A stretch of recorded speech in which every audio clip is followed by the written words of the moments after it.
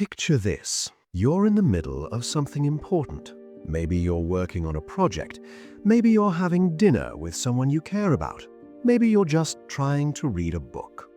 Then, buzz. Your phone lights up across the room, and suddenly that's all you can think about.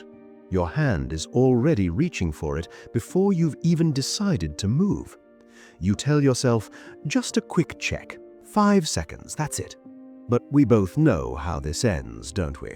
5 seconds becomes 5 minutes. 5 minutes becomes an hour. And when you finally surface, blinking at the real world like you've just woken from a trance, you can't even remember what you were scrolling through. Sound familiar? Here's the thing. This isn't a personality flaw. You're not weak-willed. You're not addicted in the traditional sense.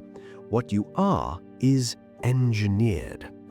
Today, we're diving deep into the neuroscience of why your phone has such a powerful grip on your brain and why in 2026 it's harder than ever to look away. Let's talk about dopamine. You've probably heard of it, the so-called feel-good chemical. But here's what most people get wrong. Dopamine isn't actually about pleasure. It's about anticipation. Dopamine is your brain's way of saying, hey, something rewarding might be about to happen. Pay attention. Think about it like this. When our ancestors spotted a berry bush, dopamine fired to motivate them to investigate. That anticipation kept them alive. The uncertainty, are these berries good? How many are there? Created a little rush that drove exploration. Fast forward to 2026, and that same ancient system is still running in your brain. Except now, instead of berry bushes, you have Instagram. Instead of hunting for food, you're hunting for likes. And here's the critical part. The tech companies know this. They've studied this. They've weaponized this. Every time you pull down to refresh your feed, that little loading moment, that's manufactured uncertainty. Your brain releases dopamine in anticipation. What will I find? A funny meme, a comment from my crush, breaking news. You don't even need to find anything good. The possibility is enough. That's why you can scroll through absolute garbage for an hour and still feel compelled to keep going. Your brain isn't responding to what you're seeing, it's responding to what you might see next. It's a slot machine that never closes and it's in your pocket. Now let's talk about notifications, because they're the most insidious part of this whole system. You know Pavlov's dogs, right? Ring a bell, give them food, repeat enough times, and eventually the bell alone makes them drool. That's classical conditioning. Congratulations, you're the dog. Your phone is the bell. Every notification, every buzz, every little red dot, it's training your brain to associate that stimulus with a potential reward. And your brain learns fast. Studies show that it takes as little as a week of regular notifications for your brain to start anticipating them. Soon, you're checking your phone even when it hasn't buzzed, because your brain has learned the pattern and is craving that dopamine hit proactively. But here's where it gets darker. Tech companies have discovered that inconsistent rewards are more addictive than consistent ones. This is called a variable reward schedule, and it's the same psychological principle that makes gambling so addictive. Sometimes you get a like, sometimes you don't. Sometimes it's a message from a friend, sometimes it's just spam. That unpredictability supercharges the dopamine response. Your brain stays locked in a state of anticipation because it never knows when the next win is coming. So it keeps you checking, keeps you scrolling, keeps you engaged. In 2026, the average person checks their phone 352 times per day. That's once every 4 minutes during waking hours. You're not checking your phone because you're bored. You're checking because your brain has been meticulously trained to crave it. Let's talk about why it's so hard to stop once you start. There used to be natural stopping points online.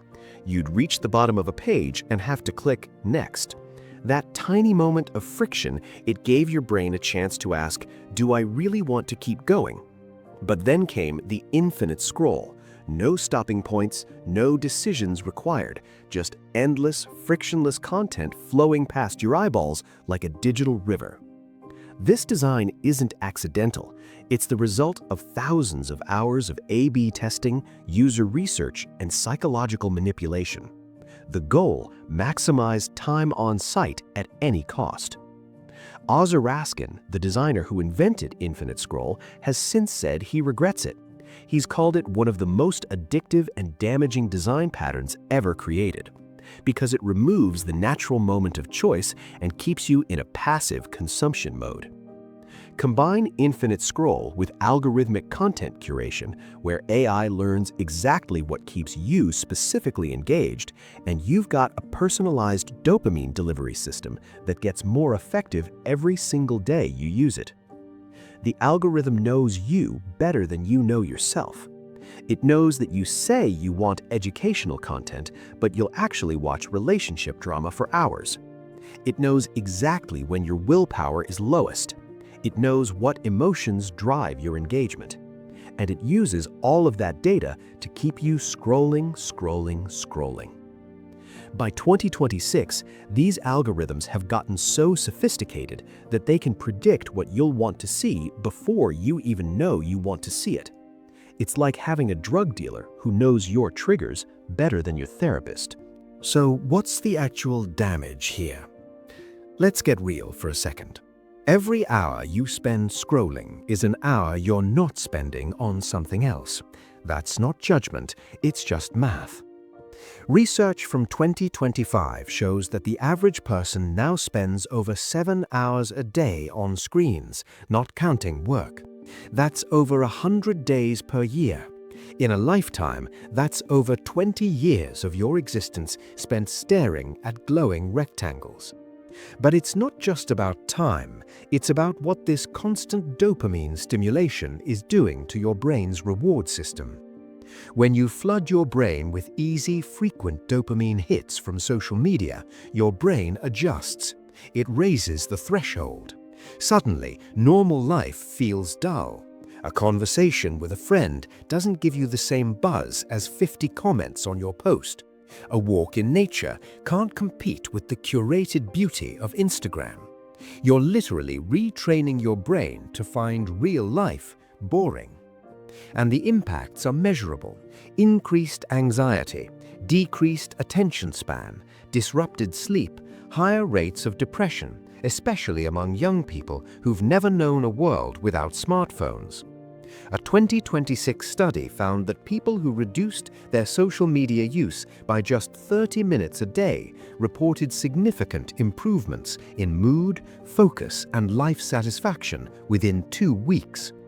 2 weeks, 30 minutes a day. The question is, can you do it? The good news is you're not powerless. Understanding the mechanism is the first step to breaking free from it.